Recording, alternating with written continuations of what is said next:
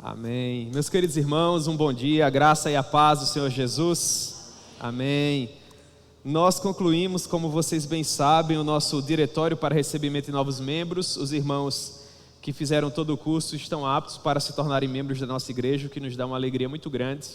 O pastor Rony vai marcar uma data para a primeira parte desses irmãos ser recebido por aclamação, como vocês bem sabem.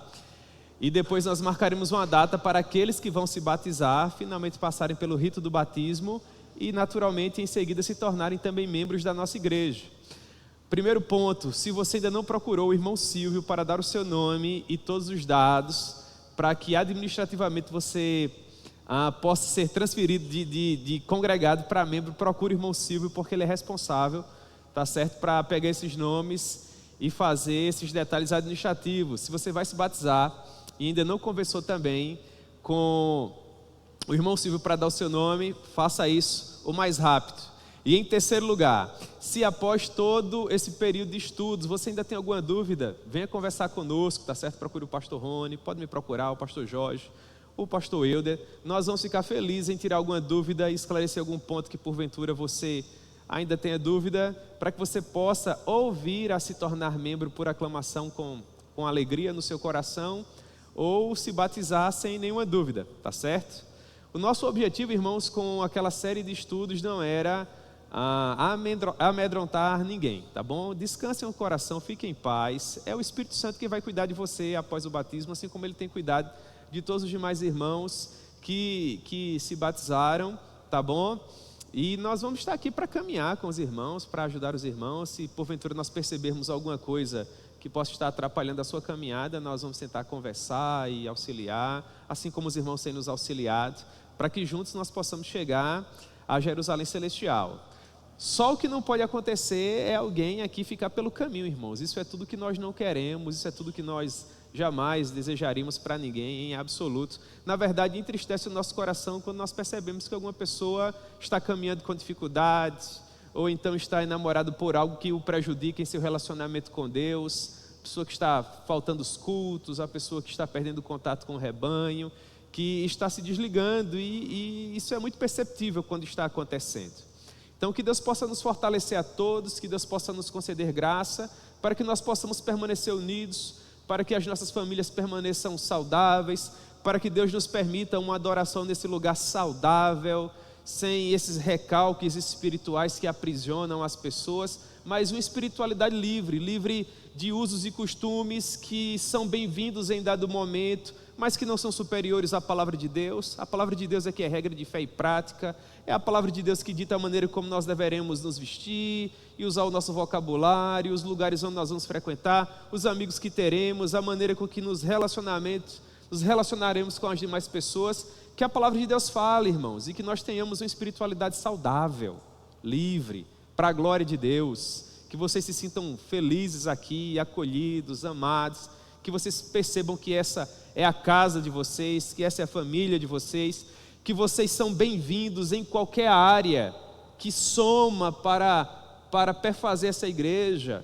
Você é bem-vindo a trabalhar na salinha das crianças, ou com os adolescentes, ou com os jovens. Você é bem-vindo a tocar, você é bem-vindo a cantar. Venha fazer parte de tudo isso. Você é bem-vindo a ocupar esse púlpito para pregar. Prepare aí os seus estudos, mostre ao pastor Rony. Se você já frequenta o púlpito há algum tempo, o pastor já lhe conhece naturalmente. Você vai ter as oportunidades de frequentar esse lugar. Se você ainda não teve a oportunidade, prepare algo. Converse com o pastor, fale a respeito daquilo que está no seu coração. Permita que Deus possa se utilizar dos seus dons e talentos para nos abençoar. Eu sei que há muita gente boa aqui, irmãos, que pode tocar, que pode cantar, que pode lecionar, que pode pregar. Se deixe utilizar nas mãos de Deus, meu irmão. Lute pelo seu ministério. Faça a sua vida valer a pena. Vive intencionalmente para a glória de Deus. Venha somar conosco, venha contribuir. Em nome de Jesus. E há demais áreas, né? Nós temos aí o nosso irmão Felipe e o Mário, os demais irmãos que trabalham na transmissão, a Rena e Nádia que trabalham com as mídias sociais da igreja. Se você tem essa inclinação, você tem afinidade para produzir material audiovisual, procure Nádia, procure Reno, converse com eles, procure saber qual é a identidade visual da igreja. Nós criamos uma editoria para as nossas redes sociais. Eu creio que os irmãos já devem ter percebido, toda semana existem vídeos sobre meditando nas Escrituras, indicação de livro, há breves pensamentos de teólogos que contribuem para o crescimento da igreja. Você tem afinidade com essa área, venha nos abençoar. Nós precisamos de mais pessoas para produzir esses vídeos, nós precisamos de mais pessoas para produzir essas artes, nós precisamos de mais pessoas para ajudar na transmissão dos cultos, para editar os cortes dos vídeos que nós publicamos toda semana. Existe um grande número de pessoas que são alcançadas pelo canal do YouTube da igreja, pelas redes sociais. Nós nos reunimos aqui por domingo, quem sabe com 200 pessoas, pouco mais, pouco menos, mas as mensagens que nós colocamos em nosso canal alcançam centenas. Os vídeos que nós colocamos na página da igreja alcançam milhares. E às vezes nós temos 1 ou 2 irmãos preciosos para gerir tudo isso. É muito material produzido. Então você é adolescente, jovem, irmão, irmã, tem afinidade com isso, gosta disso, venha nos ajudar em nome de Jesus. Amém? Muito bem, muito bem. Nós vamos dar início a uma nova série aqui na nossa escola bíblica dominical. Deus falou ao coração do pastor Rony, ele se sentiu inclinado a nós iniciarmos um estudo na epístola do apóstolo Paulo aos Efésios. Eu naturalmente concordei, não é, irmãos? Porque Efésios é uma coisa preciosa demais. Então hoje nós vamos iniciar uma discussão panorâmica para nos nivelar a todos ao documento escrito pelo apóstolo Paulo. E a partir do próximo domingo nós vamos iniciar de fato uma leitura contínua com os irmãos, analisando verso a verso, palavra a palavra, para que vocês batam o olho nesse documento e tenham as informações mais importantes para as vidas de vocês e dessa maneira para a maior glória de Deus. Muito bem. William Hendrickson, que é um estudioso poderoso do Novo Testamento, disse que a epístola aos Efésios é denominada a mais divina composição do ser humano, a essência destilada da religião cristã, o compêndio de maior autoridade e mais consumado da fé cristã, transbordante de pensamentos e doutrinas sublimes e transcendentais. Eu vejo com muito bons olhos a maneira como William Hendrickson fala de Efésios, porque ele é um doutrinador muito festejado no meio teológico, não é? Mas eu concordo com ele não apenas por conta das palavras belas que ele usa, eu concordo com ele por conta da exuberância da carta de fato. Grosso modo, a grande maioria da cristandade vai ter como a magna opus, o principal documento redigido pelo apóstolo Paulo, a epístola aos Romanos. Se nós fizéssemos uma enquete aqui, por exemplo, levante a mão quem ama Romanos, meu Deus, todo mundo praticamente levantaria a mão. Contudo, eu tenho uma relação de amor muito próxima com Efésios, porque na minha época, quando eu estava dando aqueles primeiros passos, conhecendo esses documentos, eu tinha muita dificuldade com Romanos para assim, concatenar as ideias. Eu não sei se eu me faço compreender. Você começa a ler Romanos e todo mundo fica, meu Deus, como é belo, meu Deus, como é profundo. E no primeiro momento, irmãos, eu não conseguia enxergar. Eu olhava para aquilo ali, não conseguia essa profundidade, não conseguia essa beleza, porque eu tinha muita dificuldade de me apropriar da doutrina. Sobretudo quando nós chegávamos no capítulo 6 e Paulo começa a explicar a respeito de regeneração, porque ele fala da nossa união mística com Cristo, ele fala a respeito do batismo com que nós somos batizados na morte, e para mim batismo até então era por meio da água. Eu sabia que podia ser por imersão, por aspersão, por efusão, mas ser batizado na morte, ser batizado no sepultamento, ser batizado na ressurreição. Portanto, eu tinha muitas dificuldades com o documento. Do capítulo 9 ao capítulo 11, a maneira como Paulo tratava, não é, da salvação dos judeus e depois os aspectos práticos, a partir do capítulo 12. Eu lia tudo aquilo, eu assistia às aulas, tentava ler alguma coisa, eu tinha muita dificuldade. Até que finalmente nós tivemos um curso com a doutora Bárbara Burns. Ela era uma missionária, ainda é, na verdade, ela trabalha em João Pessoa, não é? E o seminário a convidou para lecionar um curso que se chamava na época Missões em Efésios. E foi quase que uma semana inteira de missões em Efésios. Meus irmãos, os meus olhos se abriram para a doutrina, porque em Efésios, pelo menos na minha maneira de ver, nós temos uma espécie de resumo de Romanos, não é?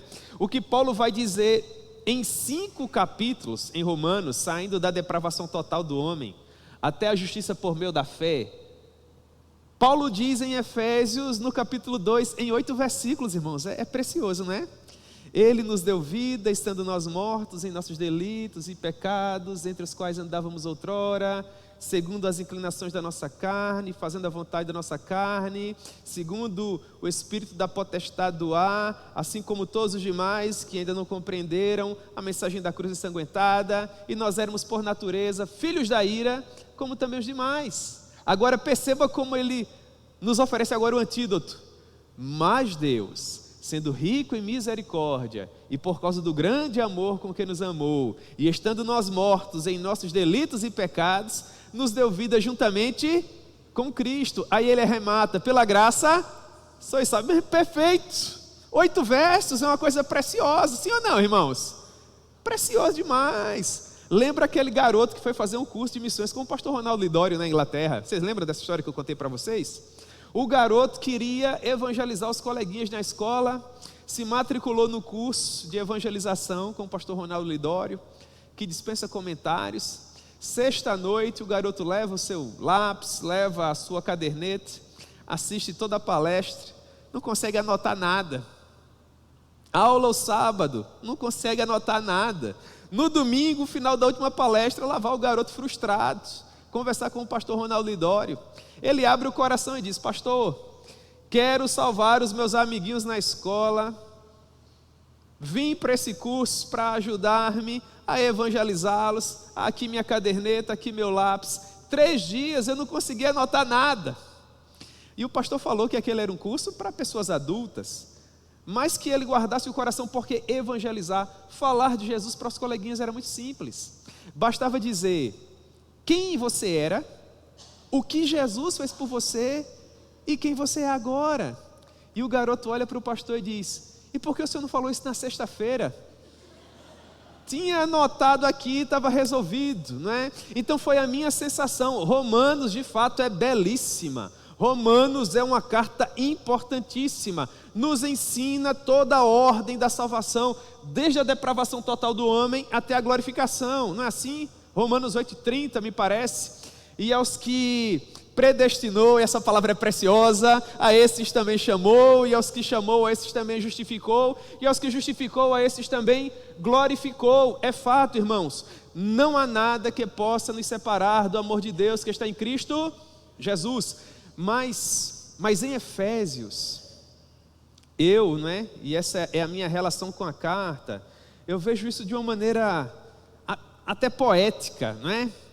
Olha como Paulo diz em Efésios: lembrai-vos de que outrora, vós, gentios na carne, chamados incircuncisão por aqueles que outrora se intitulavam circuncisos na carne por mãos humanas. Ele diz, Efésios 2,12, sim, vocês que naquela época estavam sem Cristo, separados da comunidade de Israel, não tendo esperança, e sem Deus no mundo é desesperador, não é?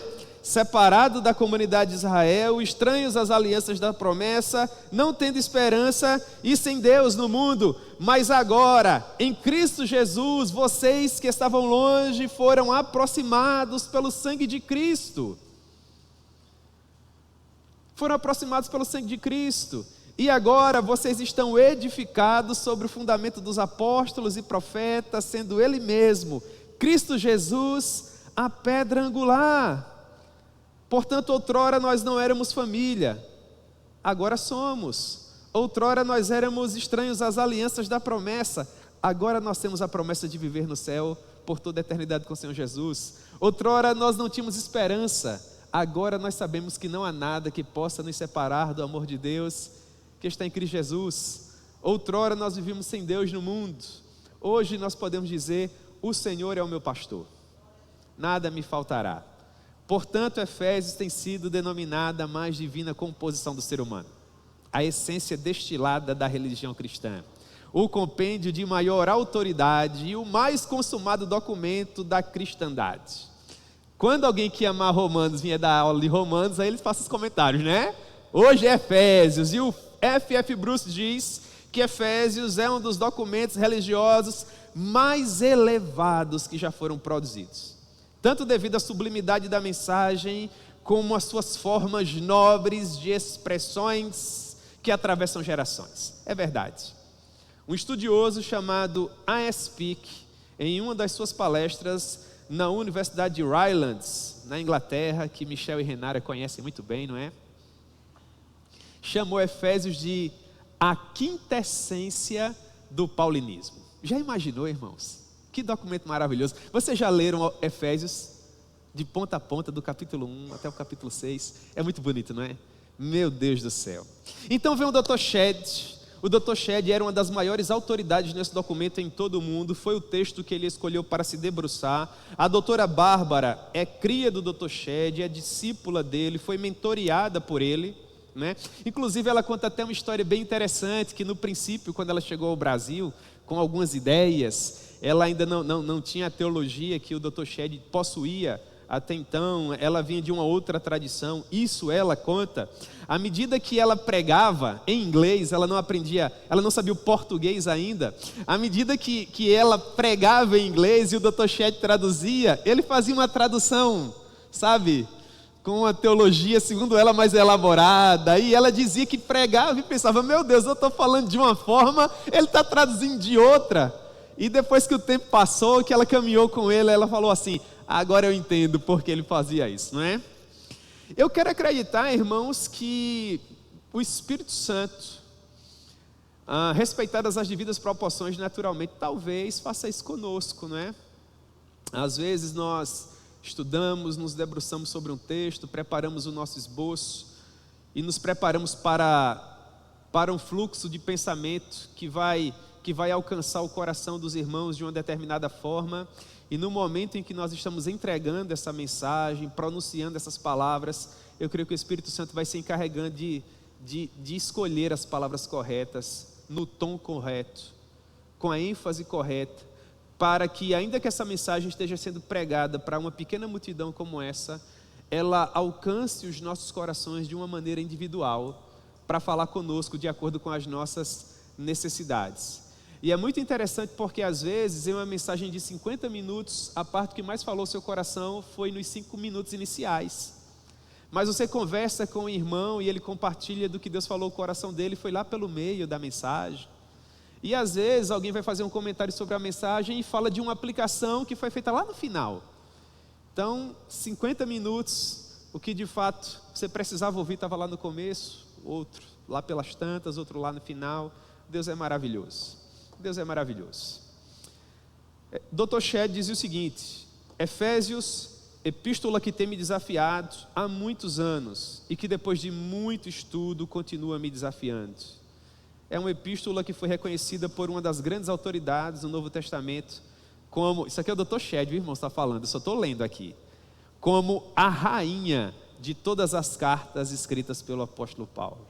Na minha opinião, Efésios é o mais sublime de todos os livros ou epístolas da literatura humana. E aqui eu assino embaixo, irmãos. Efésios, de fato, é tudo isso. Efésios é tudo isso, né? Muito bem. Quem foi que escreveu esse documento? Quando você abre a sua Bíblia em Efésios capítulo 2, ou melhor, Efésios capítulo 1, você vai encontrar os 2 versos iniciais que serão estudados no próximo domingo, tá bom? Hoje é só a introdução histórica para nos nivelar. Nesses 2 versos iniciais nós temos assim: Paulo, apóstolo de Cristo Jesus, por vontade de Deus, aos santos que vivem em Éfeso. Portanto, nós temos aqui uma primeira informação que tem a ver com quem escreveu. Está escrito: Paulo, apóstolo de Cristo Jesus. Contudo, segundo os nossos doutrinadores, os 2 versos iniciais que encabeçam esse belíssimo documento não estão presentes nos documentos mais antigos, aqueles que são chamados de autógrafos, os documentos em grego que são mais próximos da época em que o apóstolo Paulo viveu. Segundo a tradição, os versos iniciais que nós temos nesse documento foram acrescidos para que os nossos irmãos que nos antecederam tivessem uma ideia de onde esse documento foi escrito, para onde ele foi enviado e com que objetivo ele foi enviado. Grosso modo, seria uma introdução a todo o restante da carta. Mas segundo esses doutrinadores, em boa parte dos documentos mais antigos que foram encontrados, alguns deles fragmentos apenas, nós não temos esse endereçamento.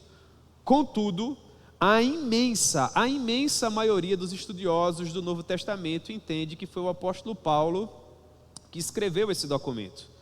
Há um doutrinador chamado Willard Taylor, que diz que já no século II, ou seja, a partir do ano 100 e alguma coisa, os pais da igreja, a primeira geração dos grandes teólogos, já atribuíam essa epístola ao apóstolo Paulo. Homens como Inácio de Antioquia reconheciam esse documento como produto da epístola paulina. Policarpo de Esmirna, que foi um discípulo direto do apóstolo João, que foi ovelha de Timóteo em Éfeso, entendia que Efésios tinha sido escrito pelo apóstolo Paulo. Depois nós temos alguns documentos que quase entraram no cânon do Novo Testamento, quase fizeram com que nós deixássemos de ter 27 documentos para termos 29, como a epístola de Barnabé, o pastor de Hermas, documentos que andaram ao lado dos 27 documentos do Novo Testamento por muitos anos, mas que depois aprove a Deus retirá-los do cânon. Nesses documentos nós temos que foi o apóstolo Paulo que escreveu essa carta. Depois, já no século II, nós temos Irineu de Leão, um grande doutrinador, Clemente de Alexandria, Tertuliano de Cartago, todos eles atribuindo Efésios ao apóstolo Paulo.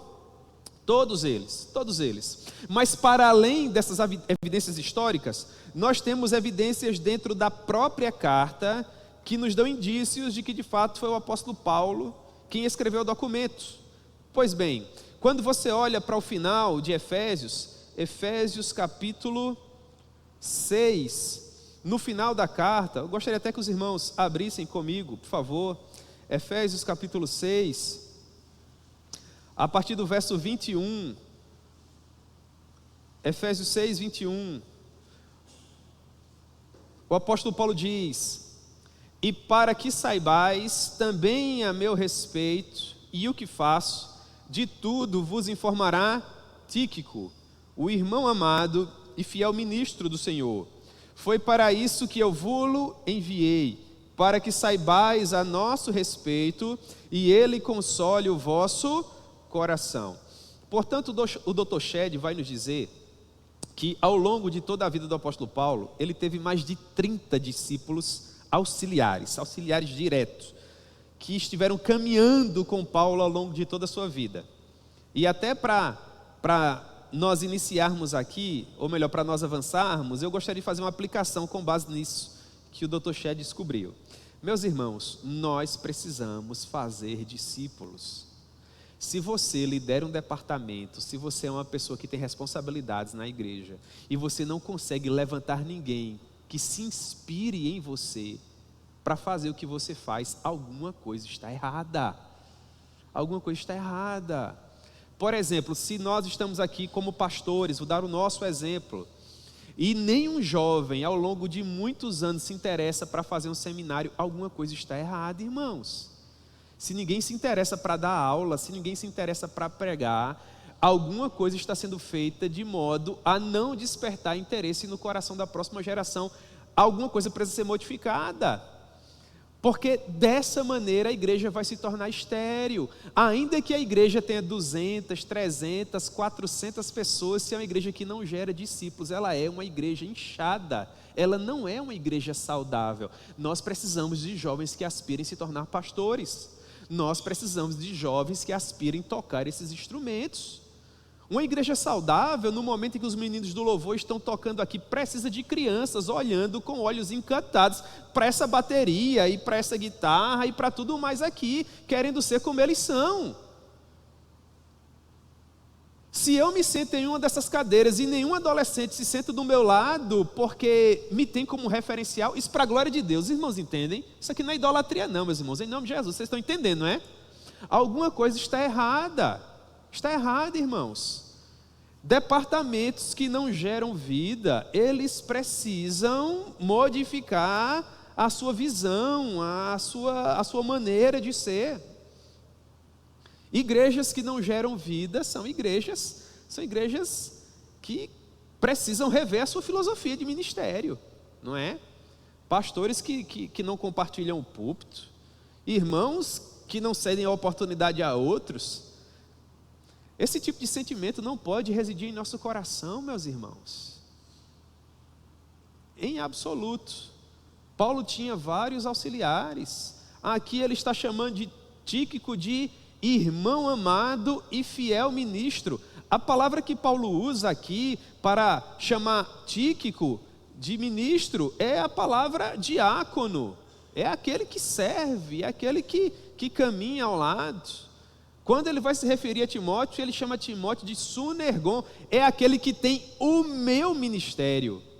É aquele que tem o meu sentimento. É aquele que tem a minha visão. Inclusive, ele fez questão de dizer isso em dado momento. Ele está escrevendo aos Filipenses, capítulo 2, a partir do verso 19, escrevendo à igreja de Filipos, ele diz: espero, porém, no Senhor enviar até vocês o nosso irmão Timóteo, o mais rápido possível, porque a ninguém tenho de igual sentimento que sinceramente cuide dos vossos interesses, porque todos os demais buscam seus próprios interesses, mas não Timóteo. Timóteo busca os interesses de Cristo Jesus, e vocês conhecem o seu caráter provado, a maneira como ele tem servido a mim no ministério, assim como um filho serve ao próprio pai. A minha visão, a minha filosofia, o meu ministério, tudo isso porque Timóteo era um discípulo. Portanto, nós precisamos fazer discípulos. A ordem é: ide por todo mundo pregando o evangelho a toda a criatura, ensinando-os todas as coisas que eu, por minha vez, os ensinei. Ide por todo mundo e fazer discípulos de todas as nações. Discípulos, irmãos. Então nós temos um discípulo que auxiliava o apóstolo Paulo. E veja a importância. Paulo estava preso, escreveu uma carta, mas se Paulo não tivesse auxiliares, essa carta permaneceria em Roma. Como Paulo tinha discípulos, ele tinha alguém para levar a carta. Quem levou a carta? Tíquico levou. E não apenas isso, Tíquico era tão próximo de Paulo que ele ainda levou informações sobre a vida de Paulo. Ele diz: para que vocês saibam a meu respeito, para que vocês saibam o que se passa comigo, o que eu estou fazendo. Tíquico vai informar tudo, porque caminha comigo, me conhece, conhece a minha vida, conhece o meu coração. O mesmo Tíquico que vai aparecer em Colossenses capítulo 4. Em Colossenses capítulo 4, versículo 7, eu gostaria que você abrisse comigo, Colossenses capítulo 4, verso 7, onde está escrito assim, Colossenses 4, 7. Quanto à minha situação, quem? Tíquico, irmão amado e fiel ministro e conservo no Senhor. A palavra aqui agora muda. Ele deixa de ser um auxiliar que exerce o ministério sacrificial de misericórdia, ele deixa de ser um diácono e agora ele passa a ser um sunergon como Timóteo, um conservo no Senhor. Tíquico de tudo vos informará. Então, irmãos, aqui nós temos a mesma pessoa levando a carta que Paulo escreveu aos Efésios, é a mesma pessoa que está levando a carta que Paulo escreveu aos Colossenses. Quem foi que levou essas cartas? Tíquico levou. Tíquico levou. Eu vos envio com o expresso propósito de vos dar conhecimento da nossa situação e de alentar o vosso coração. A igreja de Colosso estava preocupada com o apóstolo Paulo. Paulo havia passado 2 anos preso em Cesareia, mais 2 anos preso em Roma. Os irmãos estavam preocupados com o coração, com o estado emocional do apóstolo Paulo. E ele diz: olha, Tíquico vai consolar o coração de vocês. Eu estou bem, podem guardar o coração. Agora há uma outra informação importante no verso 9 de Colossenses capítulo 4. Ele diz: em sua companhia vos envio Onésimo. Onésimo não está para Colossenses. Onésimo está para outro documento. Quem sabe qual é? Filemon. Muito bem. Na verdade, o principal personagem da carta que Paulo escreveu a Filemon é quem? Onésimo. Mas Paulo está dizendo: em sua companhia vos envio Onésimo. E Filemon foi escrita no mesmo momento. Então aqui nós temos uma informação bem interessante nas entrelinhas de 3 cartas, que o portador desses 3 documentos, provavelmente foi quem? Tíquico. Que ele viajou sozinho, ele viajou com quem? E qual era a missão dele quando ele chegasse em Efésios? Primeiro em Efésios, ele tinha que fazer o quê? Entregar a carta. E o que mais? Informar sobre os pormenores na vida de Paulo. Depois ele viajaria mais uma vez, chegaria aonde? Qual a próxima cidade? Colosso. Ele faria o quê? E depois diria o quê para a igreja? Mas quando ele chegasse na casa de Filemon, que fazia parte da igreja de Colosso, e que era o proprietário de Onésimo, em primeiro lugar, ele consolaria o coração de Filemon, mas aí ele iria um pouco mais. Por quê? Porque ele também precisava entregar uma pessoa, que era quem? Olha, Filemon, Paulo me disse que ele tem autoridade para te dizer o que você deve ou não fazer. Todavia, ele preferiu solicitar em nome do amor. Pode ler, está aí. Tá aí. Ele pede em favor de Onésimo. E Onésimo estava lá, irmãos, parecia o rosto de Moisés, brilhante. O que porventura Onésimo fez de errado aí, perdoa. Se ele te deve alguma coisa, que bonito, hein, irmãos? Se ele te deve alguma coisa, guarda o teu coração, porque Paulo disse o quê? Que vai pagar. E mais, Filemon, lembra-te que na verdade quem deve mais é você, porque você é produto do ministério de Paulo. Lembre que você deve a ele até mesmo a sua vida. Irmãos, aí Filemon falou, pode, Onésimo agora é presbítero Onésimo. Irmãos, eu estou brincando, mas na verdade é uma tradição muito forte que diz que Onésimo se tornou bispo. Bispo, né? Para a glória de Deus, para a glória de Deus. Meus irmãos, em tudo isso que nós falamos até aqui, eu gostaria que vocês percebessem algumas coisas preciosas. Quem foi que escreveu Efésios? Ele escreveu junto com outros documentos. Quais foram? E há um outro documento que vai aparecer, nós vamos falar dele ao longo da nossa jornada, que também foi escrito nesse mesmo momento, mas que nós não vamos incluí-lo aqui para não trazer tantas informações, mas ele está nesse bloco. É uma última carta, a epístola de Paulo aos Filipenses, tá bom? Então esses documentos foram escritos todos juntos, mas eu gostaria que vocês memorizassem só essas passagens aqui. Colossenses capítulo 4, Filipenses do 8 ao 10, Efésios capítulo 6, para entender que quem escreveu foi Paulo, e quem enviou as cartas, quem foi o portador das cartas foi Tíquico, junto com outras informações importantes a respeito de como Paulo se encontrava. Quando foi que Paulo escreveu essa carta? Muito provavelmente na primeira metade da década de 60, entre 61 e 63. Eu gosto muito de pensar em 62, é uma data que me agrada muito. Então, muito provavelmente, nesse lapso temporal, do ano 61 ao ano 63, depois de Cristo, Paulo escreveu essa carta. Daqui a pouco, no finalzinho da aula, eu vou fazer umas continhas com vocês, para ver se vocês concordam comigo, tá bom? Proveniência, de onde foi que Paulo escreveu? Olha só, Paulo esteve preso em vários lugares, mas 4 desses lugares, ou melhor, 3 desses lugares são muito importantes. Paulo esteve preso em Jerusalém. Nós temos essa informação de uma maneira muito clara em Atos capítulo 20, capítulo 21, capítulo 22, até que ele apela para César.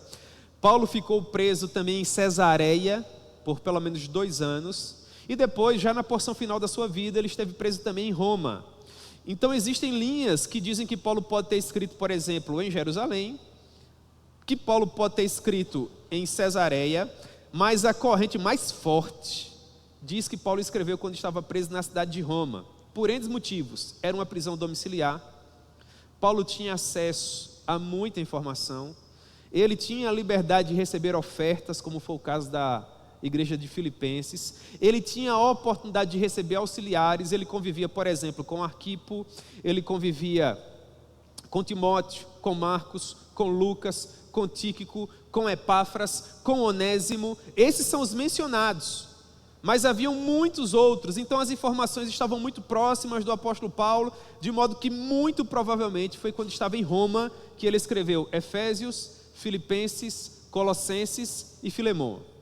Efésios, Filipenses, Colossenses, Filemon.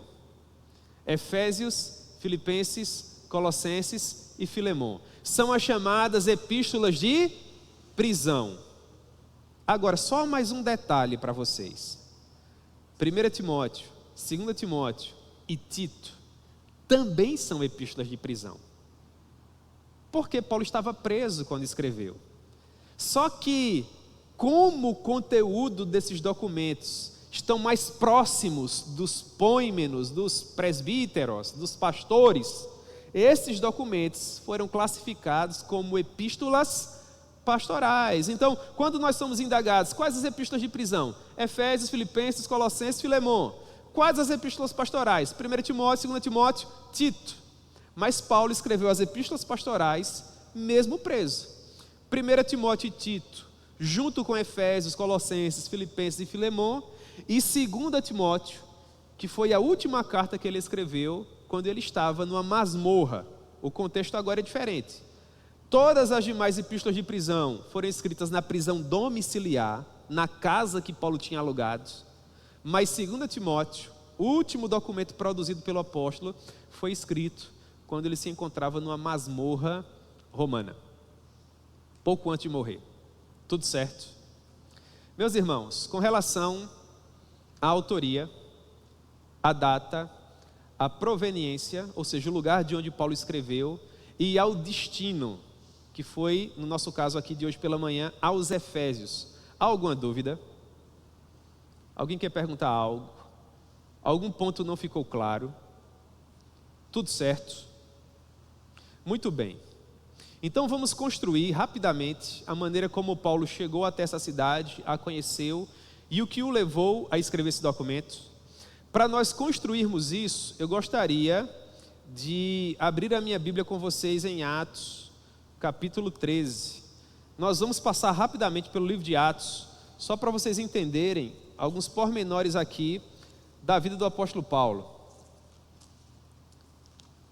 O objetivo, irmãos, é fazer com que vocês agora batam o olho nessa carta e vocês já saibam aquelas informações principais para compreenderem uma pregação expositiva, não é?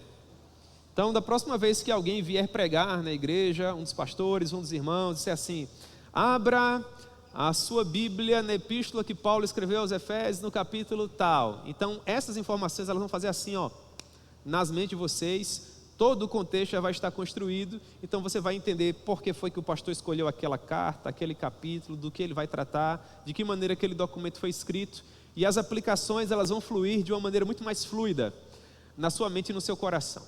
Pois bem, em Atos capítulo 13, que vocês estão com a Bíblia aberta na mão aí, e no capítulo 14, nós temos o contexto da primeira viagem missionária. A primeira viagem missionária aconteceu na região mais ao sul da Ásia Menor. E nessa viagem, Paulo esteve evangelizando 3 províncias romanas: a Panfilha, a Pisídia e a Licaônia.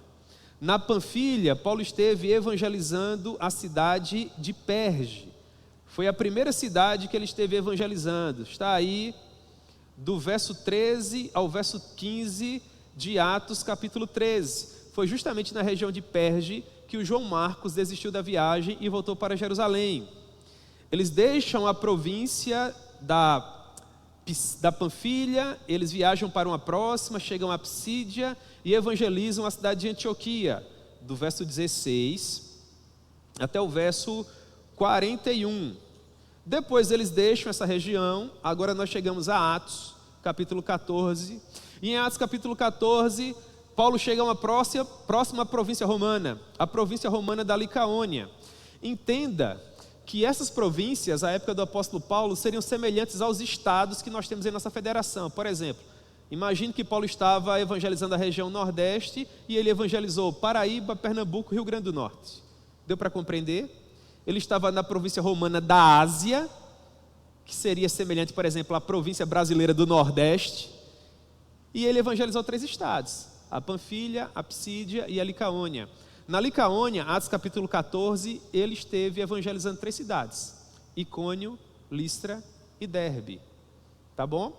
Final da primeira viagem missionária, o contexto vocês conhecem bem, ele vai escrever a sua primeira carta por conta dos falsos mestres recém-saídos do judaísmo. Se alguém errar, eu jogo o computador, irmãos.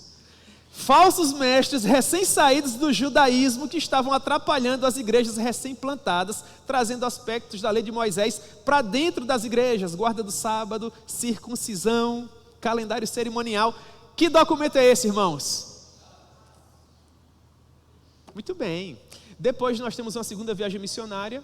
Para iniciar essa viagem, ele tem aquela pequena discussão com Barnabé, é o final do capítulo 15 de Atos. Eles entenderam que seria mais interessante formar 2 caravanas. Paulo vai para uma segunda viagem missionária. Perceba, no princípio do capítulo 16, ele tenta evangelizar a região mais ao norte. É porque o Data Show está com problema, o pastor está para comprar a televisão, irmãos, né? Já acho que ele vai comprar essa semana a televisão. Mas aí nós veríamos, né, se já tivesse chegado a televisão, que na primeira viagem missionária você pega a província romana da Ásia, está todo mundo olhando para ali. E se você pega a província romana da Ásia, passa uma régua no meio, você vai ver que na primeira viagem, Paulo evangelizou a região mais ao sul, a região abaixo. Na segunda viagem, ele queria evangelizar a região mais ao norte, a região acima. Mas em Atos capítulo 16 diz que ele foi impedido pelo Espírito de Jesus. Ele tentou evangelizar a Bitínia, ele foi impedido, foi até a Mísia, o Espírito de Jesus não permitiu. Então, contornando a Mísia, ele chegou até Troade. Aí o varão macedônio disse: atravessa a Macedônia e ajuda-nos. Nós temos a missão europeia da igreja. Quais foram as províncias romanas? Macedônia, Tessália, Hélade e Acaia. Filipos, Tessalônica, Bereia, Atenas, Corinto. Final da segunda viagem missionária, Paulo vai escrever mais 2 cartas para a cidade em que ele ficou menos tempo, onde os irmãos eram mais frágeis teologicamente, sobretudo com relação a uma doutrina muito importante: a doutrina do retorno glorioso de Jesus, a doutrina da segunda vinda, a doutrina do arrebatamento. Para quem foi que Paulo escreveu sobre arrebatamento? Para os Tessalonicenses. Só uma carta resolveu? Então ele teve que escrever uma. Nós já temos 3 documentos: final da primeira viagem, Gálatas; final da segunda viagem, 1º e 2º Tessalonicenses. Nós agora temos a terceira, e é aqui que nos chama a atenção a cidade de Éfeso, porque quando Paulo está terminando a segunda viagem missionária, Atos capítulo 18, olha só, Atos capítulo 18, a partir do verso 18, final da segunda viagem missionária, Atos 18, nós temos assim: mas Paulo, havendo permanecido ali ainda muitos dias, por fim, despedindo-se dos irmãos, navegou para a Síria, levando em sua companhia Priscila e Áquila. Perceba, a segunda viagem missionária terminou, Paulo está saindo de Corinto e ele está levando consigo seus 2 discípulos. Onde Paulo chegava, ele fazia discípulos. Ele está levando agora Priscila e Áquila. Depois de ter raspado a cabeça em Cencreia, porque tomara voto, Cencreia era um porto da cidade de Corinto. Chegados a Éfeso, ou melhor, Cencreia era um porto de Éfeso. Chegados a Éfeso, deixou-os ali. Ele, porém, entrando na sinagoga, pregava aos judeus. Então nós temos a primeira visita de Paulo à cidade de Éfeso. Ele deixou o casal Áquila e Priscila ali e entrou na sinagoga. Os nossos irmãos, no versículo 20, pedem para que Paulo permaneça por mais tempo, mas Paulo não concordou. Ele se despediu dos irmãos, verso 21, e disse: se Deus quiser, eu voltarei. E partiu de Éfeso, chegou a Cesareia, foi para Jerusalém, e nós temos os desdobramentos da terceira, ou melhor, da segunda viagem. Agora, finalmente, em Atos capítulo 19, nós vamos começar a terceira viagem. Muito provavelmente, Priscila e Áquila mandaram cartas para Paulo, dizendo: Paulo, nós temos um campo precioso em Éfeso. Porque Éfeso é uma cidade gigantesca. Uma cidade que tem cerca de 300 mil habitantes, que possui um porto poderoso, sendo ali banhado pelo famoso rio Caister. Navios gigantescos, grandes cargueiros aportavam ali. O fluxo comercial, irmãos, da Europa para o Oriente passava por Troade, mas passava por Éfeso. Peregrinos, viajantes e, sobretudo, adoradores pagãos da sétima maravilha do mundo, que era o templo pagão da deusa Diana, a famosa Diana dos Efésios. Portanto, com base provavelmente nessas informações, sabendo que Éfeso era essa cidade festejada, uma das maiores cidades do Império Romano, o apóstolo Paulo decidiu ir para essa cidade rica, para essa cidade opulenta, para essa cidade gigantesca. De modo que, no princípio da terceira viagem missionária, Atos capítulo 19, nós temos a segunda visita de Paulo. Ele fez a primeira visita quando estava retornando da segunda viagem missionária, quando deixou Áquila e Priscila, e agora ele faz uma segunda visita. Atos capítulo 19. Aconteceu que, estando Apolo em Corinto, Paulo, tendo passado pelas regiões mais altas, chegou a Éfeso e achou ali alguns discípulos. Perceba que aparece aqui o nome de Apolo. Nesse intervalo de tempo que Paulo saiu de Éfeso, foi para Jerusalém, depois foi para Antioquia e retornou mais uma vez para Éfeso, chegou na cidade um grande pregador. Ele era egípcio, havia sido criado em Alexandria, um homem poderoso, muito eloquente, mas que precisava de uma teologia mais elaborada. Era Apolo, que pregava poderosamente o evangelho, mas que só conhecia o batismo de João. Áquila e Priscila, que foram discipulados por quem? Por quem, irmãos? Um certo dia, caminhando pelas ruas de Éfeso, ouviram quem pregar? Chamou a atenção ou não? Rapaz, esse menino tem futuro. Olha só, irmãos, como o discipulado é importante. Rapaz, esse garoto tem potencial. Vamos investir na vida desse menino. Isso é Atos capítulo 18, a porção final. Eles tomaram Apolo e deram aulas de teologia para Apolo. Olha, Apolo, você só conhece até o batismo para arrependimento de pecados, mas há um mais poderoso que João Batista, que tem poder de encher o crente fiel do poder do Espírito Santo. Apolo era um grande pregador, que tinha uma grande oratória, mas que não conhecia, irmãos, essa doutrina maravilhosa. Foi catequizado por Priscila e Áquila, e agora nós temos um pregador poderoso, tão poderoso que saiu de Éfeso, foi para Corinto, com a teologia boa agora. O povo de Corinto ouviu Apolo pregando e disse assim: eu sou de Apolo. E o resto da história a gente conta no próximo episódio, né?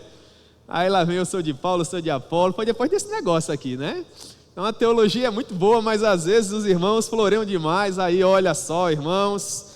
Portanto, Paulo chegou quando Apolo já tinha saído. Eu li para vocês, não é? Apolo tinha ido para onde? Para Corinto. Então Paulo, passando pelas regiões mais altas, chegou a Éfeso, não é? E quando ele chegou a Éfeso, havia um grupo de discípulos ali, e Paulo perguntou, verso 2, vocês receberam o Espírito Santo quando vocês creram?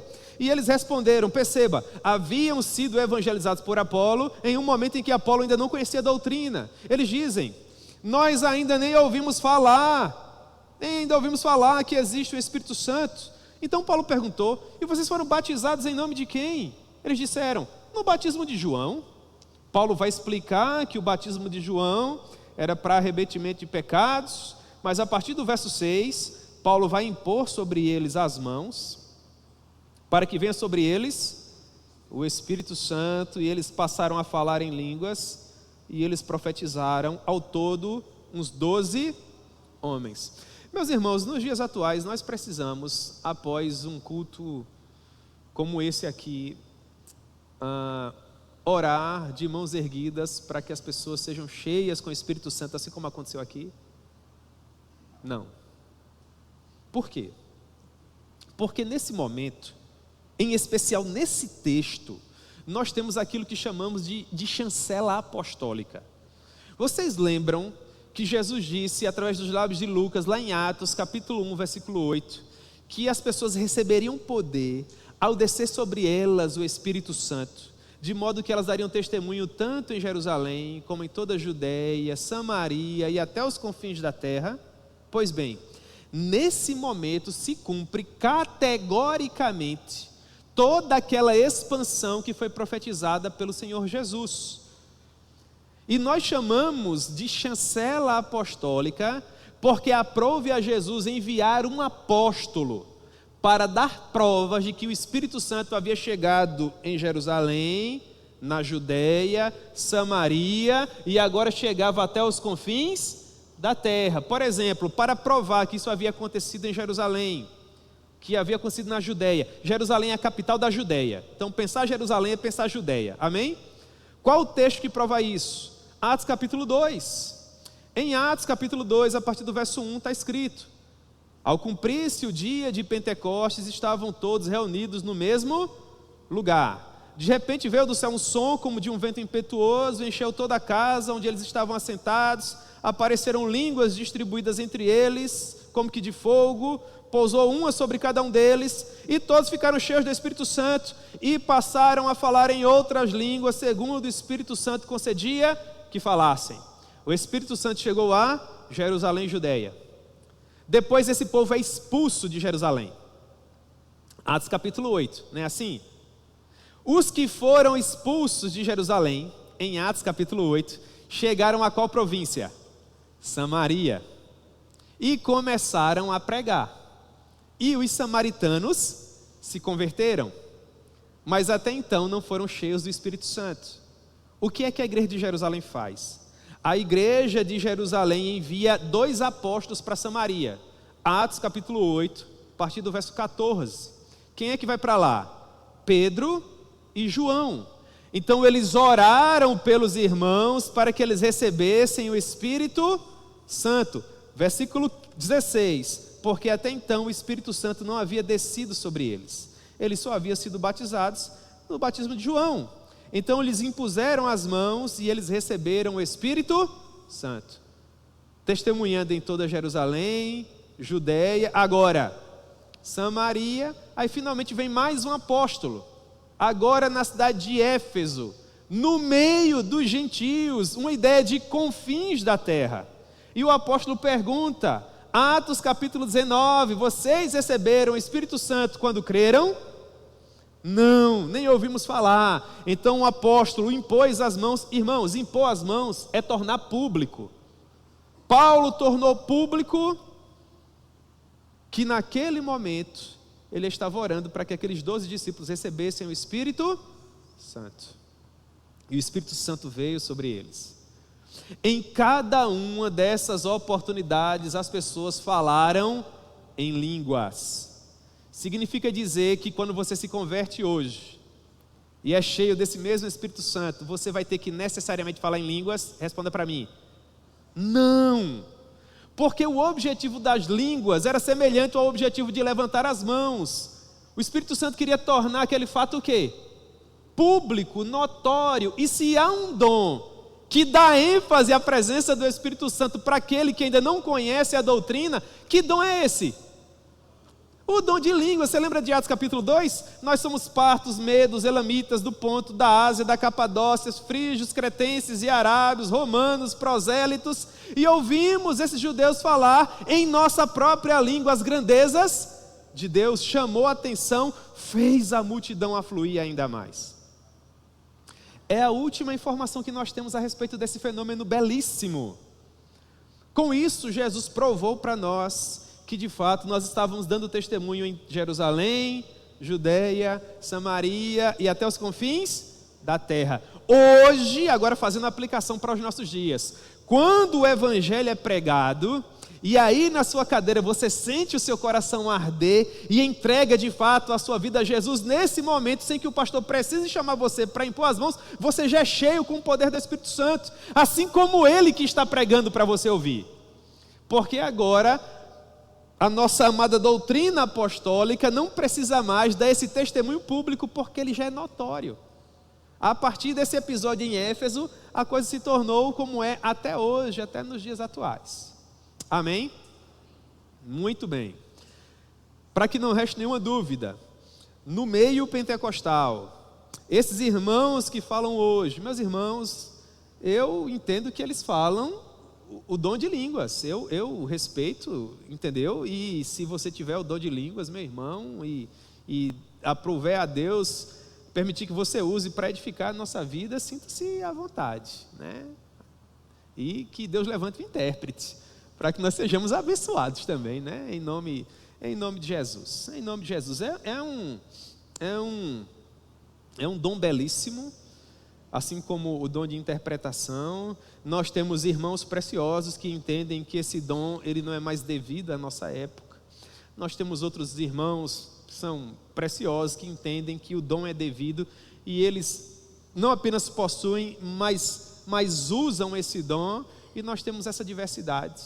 E o desejo do meu coração é que quem tem o seu dom, que use para a glória de Deus, para a glória de Deus, para a glória de Deus, tenha que usar mesmo para edificação do corpo de Cristo Jesus. Amém, irmãos? Muito bem, muito bem. Paulo fica quanto tempo em Éfeso? Cerca de 3 anos. Ele funda um seminário ali. Em Atos capítulo 19, há ainda uma informação importante. No verso 10, ele diz que Paulo aluga uma escola, ele funda um seminário primitivo, e as aulas que Paulo lecionou em Éfeso durou por espaço de 2 anos. Atos 19, 10, dando ensejo a que todos os habitantes da Ásia ouvissem a palavra do Senhor, tanto judeus como gregos. Ou seja, o que provavelmente Áquila e Priscila mencionaram para Paulo, o que provavelmente Paulo percebeu quando ele visitou Éfeso pela primeira vez, se concretizou. Éfeso se tornou a principal cidade dentre as que o apóstolo Paulo visitou no que diz respeito à expansão da igreja. A partir de Éfeso, toda a Ásia ouviu o evangelho. Final da 3ª viagem missionária, Paulo deixa a cidade de Éfeso. Isso é Atos capítulo 20. Vamos lá, só para os irmãos acompanharem. Atos capítulo 20, Paulo deixa a cidade de Éfeso. E em Atos capítulo 20, verso 2, nós temos que Paulo atravessou a região da Macedônia, fortalecendo os discípulos com muitas exortações, dirigindo-se para a Grécia, onde ele se demorou. Atos capítulo 20, versículo 3, onde ele se demorou 3 meses. Segundo os nossos doutrinadores, foi justamente ao longo desses 3 meses que ele escreveu Romanos. Então, ele deixa essa região, viaja para Jerusalém, todo mundo dizendo que ele ia ser preso. Eu não ia para Jerusalém coisa nenhuma, eu acho que vocês não iam também, né? Irmãos, eu fico pensando assim, vamos lá. Paulo está indo para Jerusalém, tá certo? Paulo está indo para Jerusalém. E no meio do caminho, Deus levanta um profeta chamado Ágabo, e o Ágabo diz o seguinte: me dá aqui o teu cinto, Paulo. Ele pega o cinto de Paulo, se amarra todinho. Eu fico imaginando, eu vendo a cena, o cara todo amarrado. E ele diz assim: vão fazer do mesmo jeito com o dono desse cinto em Jerusalém. Meu irmão, você ia? Rapaz, os irmãos começaram a chorar, dizendo: Paulo, você não vai, Paulo, você não vai. E Paulo dizia: coisa nenhuma, quem vai está aqui, eu vou. Vocês ficam chorando, quebrantando o meu coração, eu vou de qualquer forma, eu não estou nem aí com aquilo que vai me acontecer na cidade de Jerusalém, eu estou disposto a dar a minha própria vida ao meu Senhor em Jerusalém. Isso é Atos capítulo 21. Ele vai, e ele de fato é preso lá. Aí eu fico imaginando, de repente, vamos imaginar que nós vamos numa viagem missionária, evangelizar, conhecer uma igreja, né? E chega um irmão, olha para o carro que a gente vai usar na viagem assim: eis que o Senhor diz que quem estiver dentro desse carro vai sofrer uma catástrofe. E você pegar a chave do carro e dizer assim: graças a Deus, vamos entrar logo, irmão, para agilizar. É basicamente o que Paulo está dizendo, né? Eu não estou nem aí, eu estou pronto a morrer lá. E ele vai. Mas para que você não tenha uma ideia, né, equivocada de que Paulo era uma espécie de super crente, de que Paulo era um homem que não temia a nada, que que não temia a ninguém. Em dado momento, o coração do apóstolo Paulo de fato pesou, né?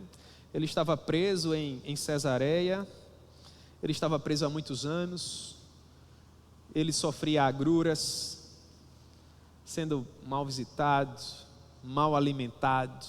E eu quero acreditar, irmãos, que em dado momento, quando Paulo descobriu que ele não teria de fato um julgamento justo na região onde ele se encontrava, que o coração dele de fato se amargurou. Então Deus precisou acalentar o seu heróico missionário.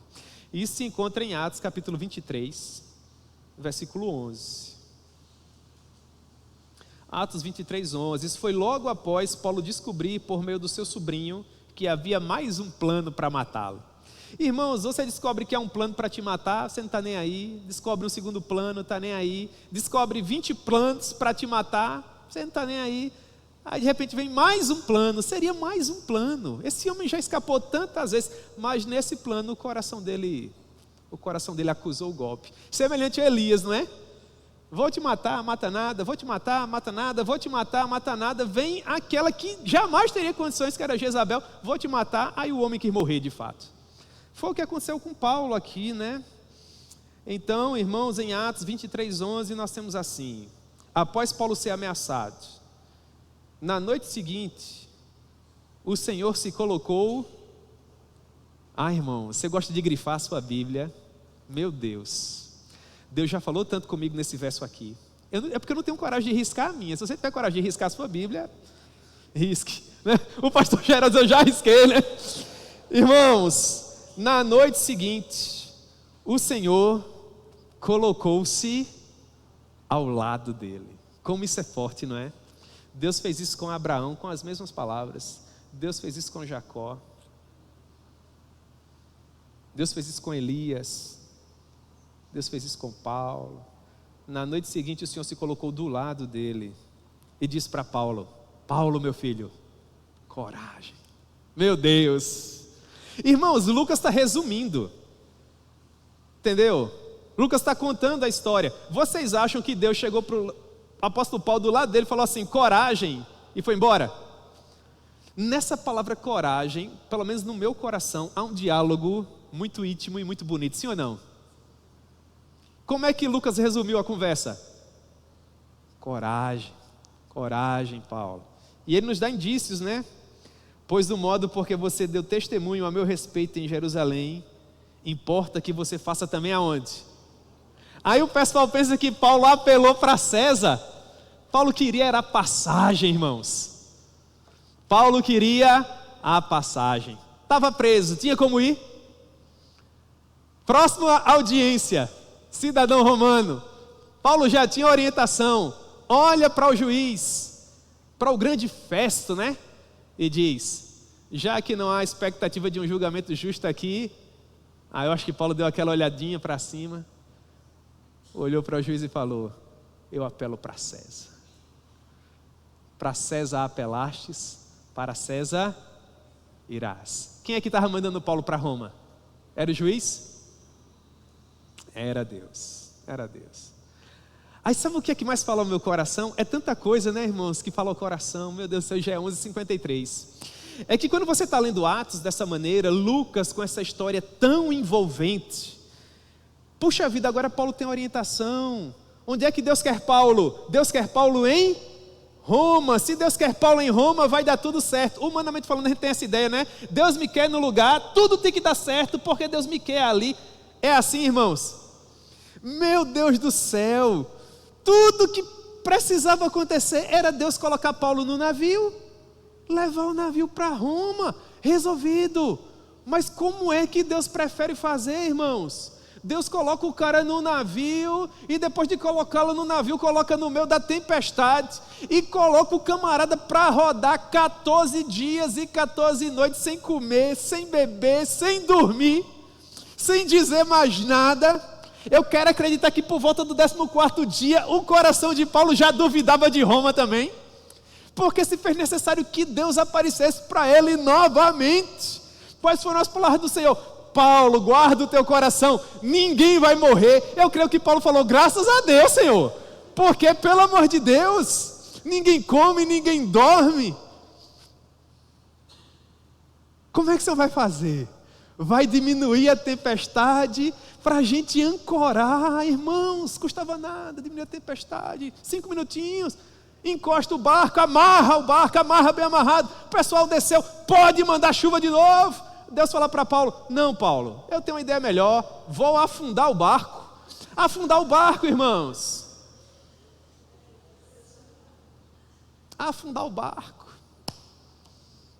o barco, severo inverno europeu, pessoal hipotérmico, preto, da cor desse computador, a chuva não dava trégua, Paulo vai procurar lenha molhada pega fogo, tem que ser lenha o quê? E Paulo foi procurar lenha seca, só que chovia há semanas, todo tipo de ser que tinha vida também queria um lugarzinho seco. Quando Paulo pegou a lenha seca embaixo de alguma pedra, dentro de alguma caverna, quem é que estava lá, junto com a lenhazinha seca? E Deus estava onde quando tudo isso acontecia? Irmão, se uma pessoa que nunca teve acesso à Bíblia Sagrada fosse ouvindo só a história, provavelmente diria, certamente esse homem fez alguma coisa contra os deuses. Porque tendo escapado da tempestade, a ira desse Deus não o deixa viver. Aí todo mundo se sentou para esperar Paulo morrer. Inclusive, coitado do Lucas, estava lá, Lucas era médico. Eu quero acreditar que Lucas fez tudo aquilo que ele podia, até que Paulo olhou para Lucas e falou assim, Lucas, meu irmão, descansa o teu coração. Vai inchar, vai morrer, vai inchar, vai morrer. Inchou, morreu. Que coisa interessante, né? Ó, Paulo, eu te quero em Roma, mas como eu vou te fazer chegar lá? Deixa comigo. Aperta os cintos e vamos nessa. Meus irmãos, e dessa maneira nós chegamos a Roma. E em Roma, Paulo escreveu Efésios, e ele diz assim para os irmãos de Éfeso: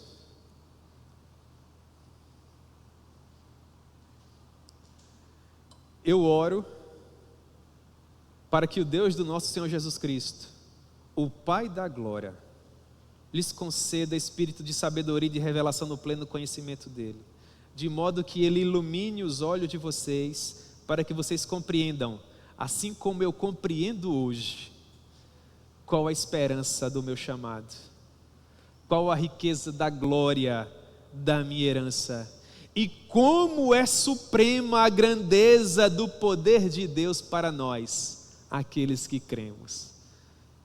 O que é que Paulo está dizendo aqui? Pode acreditar em mim, eu posso falar isso. Para que Paulo pudesse escrever, meus irmãos, aos Filipenses, no capítulo 4, quando ele diz para os irmãos: meus irmãos, eu fiquei muito feliz, porque vocês renovaram o vosso cuidado ao meu favor, o qual vocês até já possuíam, mas faltava oportunidade de mandar a oferta até aqui. Mas não se preocupem, eu não estou agradecendo por conta da minha pobreza em Roma. Na verdade, Deus me ensinou a viver contente em toda e qualquer situação. Eu sei estar humilhado, sei ser honrado, em tudo e em todas as circunstâncias já tenho experiência, tanto de fartura como de fome. 14 dias sem comer, tinha experiência demais, irmãos, mas tinha muita experiência, assim de abundância como de escassez. 14 dias sem comer nem beber, depois lutar contra o mar, até chegar numa ilha. Paulo olha, quem sabe, para uma experiência como essa e diz: tudo posso naquele. É fantástico, não é, irmãos? É fantástico, é muito precioso. E com base nessas experiências, com base na sua vida, com base nas necessidades da igreja, Paulo foi escrevendo essas cartas. Uma dessas cartas, agora que Paulo chegou em Roma, da maneira como vocês o sabem, será Efésios. E o desejo do meu coração, irmãos, é que Deus use essa carta para falar conosco com a mesma força com que ele falou ao apóstolo Paulo, com a mesma graça, com com a mesma riqueza de detalhes, para que essa carta seja tão preciosa aos corações de vocês, assim como ela é preciosa ao meu coração. Muito bem, introdução histórica à Epístola de Paulo aos Efésios. E a viagem foi longa, não foi, irmãos? Mas é muito bonita, não é? É muito bonita a história, meu Deus.